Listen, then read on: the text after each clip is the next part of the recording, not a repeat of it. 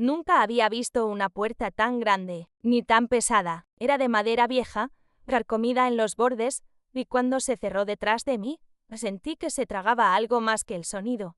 Se tragaba mi libertad. Tenía 17 años, ni siquiera había terminado la escuela, pero mi madre dijo que era lo mejor para mí. Dijo que el mundo estaba lleno de tentaciones, y que yo ya había probado demasiadas. Allí te corregirán, me susurró, sin mirar mis ojos. Pero mamá, intenté decir, no discutas más, que Dios te acompañe. No hubo abrazo, solo un portazo, y luego, silencio. El convento estaba en las afueras del pueblo, rodeado de árboles altos y caminos de tierra que se volvían intransitables con la lluvia. Era una construcción antigua, con muros de piedra y vitrales cubiertos por polvo. Se sentía más como un castillo olvidado que como una casa de oración. La Madre Superiora me recibió sin sonreír. Era alta, huesuda, con ojos de acero que parecían ver a través de mí. Aquí no vienes a pensar, vienes a obedecer. ¿Y cuánto tiempo debo? Hasta que el fuego de tu alma se apague, hasta que seas digna. Yo no sabía exactamente a qué se refería, pero lo sentí como una condena. Si tú también alguna vez fuiste enviada a un lugar donde nadie preguntó por tu verdad, quédate conmigo. Esta historia puede parecerte demasiado fuerte, pero es completamente real. Y si aún no lo has hecho, suscríbete ahora, porque lo que vas a descubrir puede tocarte más de lo que imaginas. Los primeros días fueron los más duros. Dormíamos en celdas pequeñas, con camas duras y mantas ásperas. No había espejos ni relojes. Nos levantaban con una campana a las 5 de la mañana. A esa hora empezaban los rezos, luego la limpieza, la lectura de textos sagrados y más silencio. Siempre silencio. Las otras internas eran como yo, jóvenes, calladas, y algunas con la mirada perdida. No hablábamos entre nosotras más que lo justo. Cualquier conversación innecesaria podía ser castigada con horas de penitencia, ayuno o reclusión. Recuerdo especialmente a una chica llamada Teresa. Tenía el cabello rizado,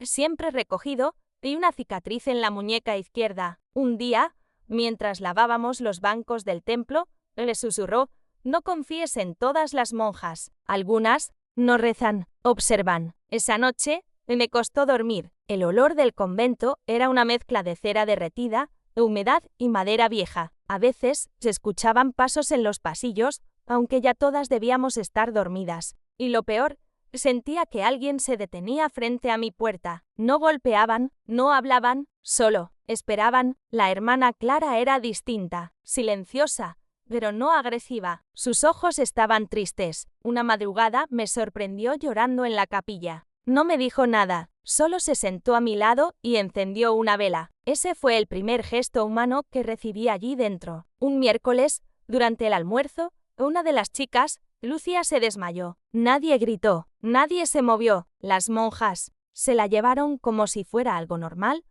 casi rutinario. Pero Lucía no volvió esa noche, ni la siguiente, y cuando pregunté por ella, la Madre Superiora dijo con frialdad: no está más entre nosotras. Se fue. Dios decidió otro camino para ella. Yo no entendí nada, pero algo se quebró dentro de mí. Desde entonces, comencé a escribir en un cuaderno que escondía debajo del colchón. Era lo único que me quedaba de mío. Allí escribía lo que veía, lo que oía, lo que no me atrevían a decir en voz alta, como por ejemplo, que algunas noches se escuchaban llantos detrás de las paredes, o que la hermana Catalina, la más severa de todas, tenía una llave que usaba para entrar a una sala oculta, detrás del altar mayor. Esa sala no figuraba en los planos del convento. Lo sé, porque una vez encontré un viejo mapa del lugar en la biblioteca, y cuando lo comparé con lo que había visto, algo no coincidía. Había un corredor oculto, una especie de sótano o cámara sellada. Fue en ese momento que empecé a sentir que este lugar ocultaba algo más que rezos. Si ya te sientes atrapado en esta historia, imagina haberla vivido. Suscríbete si aún no lo hiciste, porque lo que viene te va a estremecer. La noche que todo cambió fue una noche sin luna. El cielo estaba cubierto y dentro del convento se había ido la luz por una tormenta. Las velas parpadeaban como si no quisieran estar allí, y fue entonces que vi a la hermana Clara, caminando sola por el corredor prohibido. No me vio, pero la seguí. La sexta bajar por una escalera de piedra, casi oculta detrás de un armario viejo. La seguí a lo lejos, con el corazón en la garganta. Y lo que encontré al final de esa escalera, no lo puedo contar todavía. No ahora, pero fue ahí donde comenzó la verdadera historia. La parte que nadie te contaría. La parte que puede sacudir tu fe o despertarla. Si llegaste hasta aquí, gracias, pero no te vayas aún. La segunda parte revelará lo que hay detrás de esas paredes que muchos consideran sagradas. Y lo que sexta esa noche me marcó para siempre. No sé cómo logré no gritar. La escalera era estrecha, húmeda, y cada paso hacía crujir la piedra bajo mis pies. La hermana Clara llevaba una vela en la mano. No miraba atrás. Caminaba como si supiera exactamente a dónde iba, como si esa bajada formara parte de una rutina secreta, de algo que se repetía cada cierto tiempo. Yo iba descalza, no por valentía, sino por miedo a que mis zapatos hicieran ruido. Cada sombra en la pared parecía moverse con vida propia. Cada gota que caía desde el techo resonaba como un tambor en mis oídos. Al llegar al final de la escalera, me escondí detrás de una columna rota. Desde allí, pude ver todo. Había un cuarto. Las paredes estaban cubiertas de símbolos antiguos, algunos religiosos, pero distorsionados, y al centro, un altar de piedra, sin Cristo, sin vírgenes, solo una cruz invertida tallada en el mármol. La hermana Clara dejó la vela en el suelo y se arrodilló, pero no rezó, solo susurró algo que no entendí, y luego abrió una caja de madera que estaba bajo el altar. Allí dentro había pergaminos, fotos viejas, y lo que me heló la sangre, un libro con nombres de chicas que yo conocía. Lucía, Teresa, yo. Si alguna vez sentiste que tu nombre estaba marcado antes de que hicieras algo mal, si sentiste que tu destino ya había sido escrito por otros, suscríbete ahora, porque lo que voy a contar no es una historia cualquiera. Es una advertencia disfrazada de testimonio. Esa noche no pude dormir. Volví a mi celda sin que nadie me viera, o eso creí, pero a la mañana siguiente, la Madre Superiora me llamó a su oficina. Era una habitación oscura, con crucifijos en todas las paredes. Me ofreció una silla, pero no me senté. ¿Te perdiste anoche, hija?, me preguntó con una sonrisa seca. No, madre, ¿estás segura? Sí. Entonces, ¿por qué tus pies están heridos? Bajé la vista. No tenía cómo explicar aquello. Ella se levantó, caminó lentamente hacia mí y susurró en mi oído: hay lugares donde el silencio protege y otros donde condena. No dijo más, pero su mirada fue suficiente para hacerme temblar por dentro. Desde entonces, supe que ya no era invisible. Decidí buscar respuestas. Me acerqué más a Teresa. Le conté lo que había visto. Ella bajó la mirada y me dijo: no deberías haber bajado. Tú ya sabías, solo sé que algunas chicas entran allí y no vuelven igual. ¿Por qué sus nombres están escritos en ese libro? Porque alguien, o algo, las eligió. Me estremecí. ¿Elegidas para qué? Teresa me miró con una mezcla de lástima y resignación. Para callar lo que no conviene a nadie. Días después, encontré una nota escondida dentro de uno de los misales del oratorio. Era un papel amarillento, doblado varias veces, con una letra apurada. Si llegas a bajar, no toques la piedra marcada. No abras el tercer cajón. Y nunca respondas si te llaman por tu nombre desde dentro de la pared. No es él quien habla, no es oración lo que escucharás. Me quedé paralizada. ¿Era una advertencia real, o parte del delirio de alguna interna que había perdido la cordura? Pero entonces recordé algo. Hace unas noches, mientras lloraba en mi celda, escuché que alguien me llamó María, suave, desde la pared. Pensé que era mi imaginación. Ahora ya no estaba segura. Comencé a observar más de cerca a las monjas. Algunas eran frías, distantes, pero humanas. Otras tenían algo que no sabría explicar. Movían los labios sin emitir sonido, se aparecían y desaparecían sin que nadie notara. Y lo peor, siempre estaban cerca del altar mayor, donde comenzaba el pasadizo. Una tarde, la hermana Clara me llevó aparte. Estaba pálida, sus manos temblaban. No puedes quedarte aquí,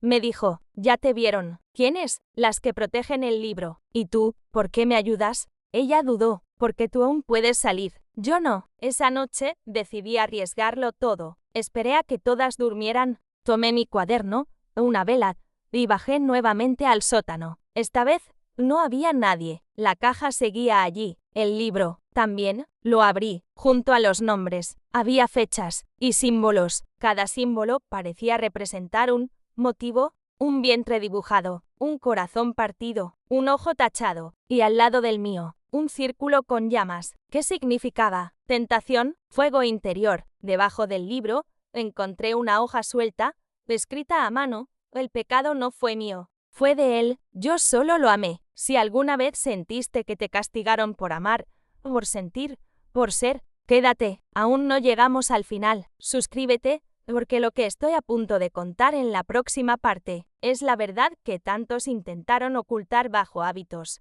rezos y puertas cerradas. Volví a mi celda con el corazón acelerado, el alma temblando y las manos llenas de polvo antiguo. No podía dejar de pensar en esa frase escrita en la hoja. El pecado no fue mío, fue de él, yo solo lo amé. ¿De quién hablaba? ¿Quién había escrito eso? ¿Era una advertencia o una confesión? Al día siguiente, me citaron para confesarme. No lo pedí, no lo esperaba, simplemente me lo ordenaron. La capilla estaba vacía. Me arrodillé frente al confesionario, pero al otro lado no vi al padre habitual. Había una figura oscura, apenas iluminada por una vela. ¿Quieres limpiar tu alma?, dijo una voz que no reconocí. Yo, no sé qué he hecho, respondí. Has visto lo que no debías, has abierto lo que debía permanecer sellado. Me quedé helada. ¿Quién es usted?, pregunté. Yo fui uno de ellos. ¿Y tú? Tú estás muy cerca de hacer lo mismo. ¿Lo mismo? ¿Qué? Un silencio espeso llenó la capilla. Luego, un susurro apenas audible.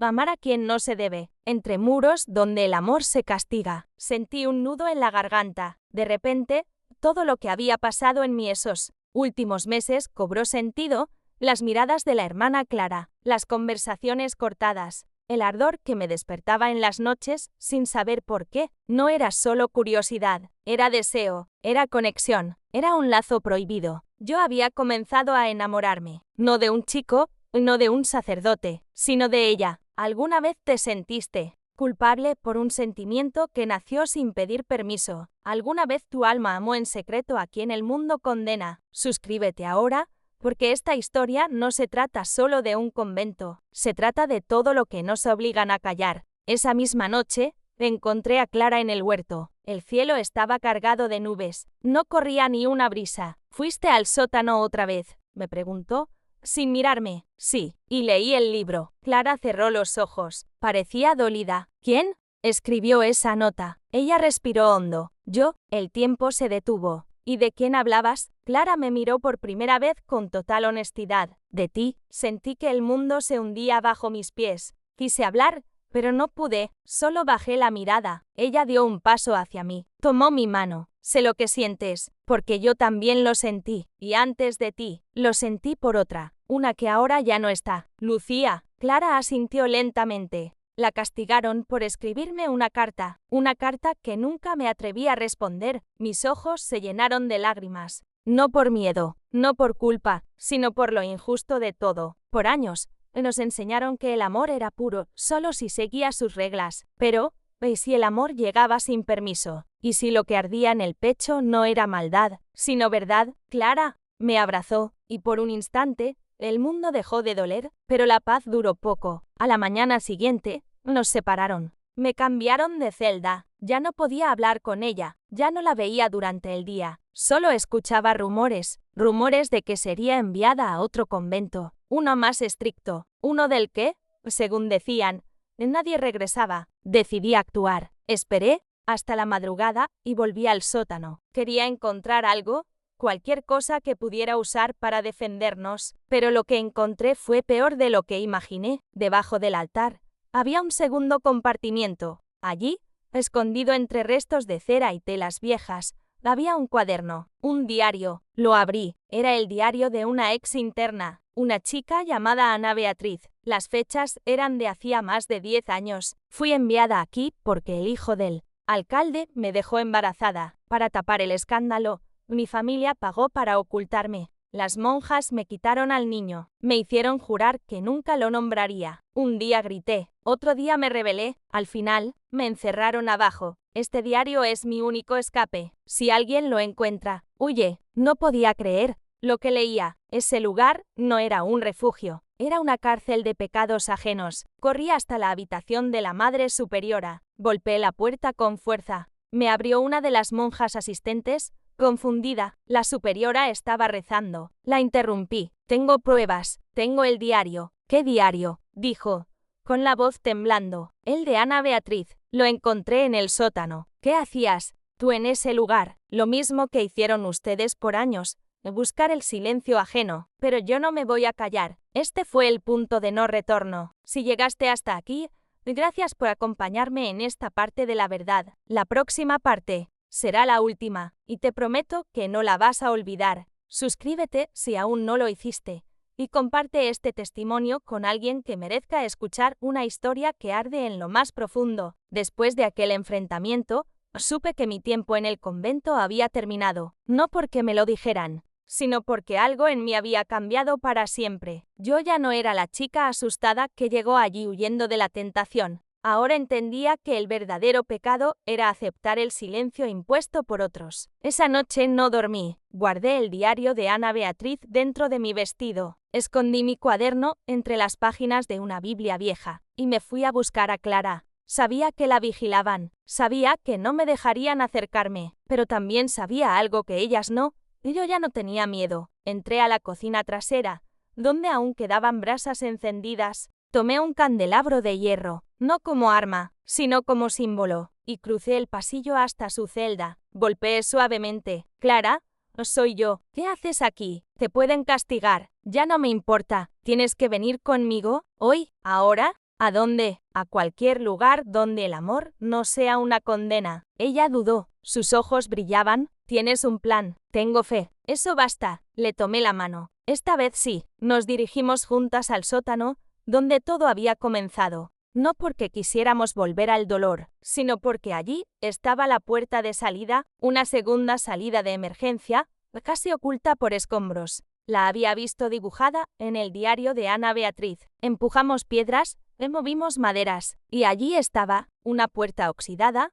pequeña, con una cerradura antigua. ¿Y la llave?, preguntó Clara. Metí la mano en el bolsillo de mi vestido. Había robado la llave esa misma mañana del despacho de la Madre Superiora. Dios perdone mi atrevimiento, susurré. Dios no necesita perdonarte por querer ser libre, respondió Clara. La puerta se abrió con un chirrido seco. El aire era más puro, más frío. Subimos por un túnel que conectaba con la parte trasera del huerto. Corrimos entre arbustos, espinos y raíces. Corrimos con el corazón latiendo como un tambor sagrado. No miramos atrás, no lloramos, no rezamos. Solo corrimos, porque por primera vez en años, no éramos las víctimas. Éramos las que decidieron no callar más. Al amanecer, llegamos a la casa de una antigua exmonja que Clara conocía. Una mujer mayor, dulce, con mirada sabia. Nos abrió la puerta sin hacer preguntas. Nos dio agua, pan y abrigo, y nos dejó dormir por horas. Cuando despertamos,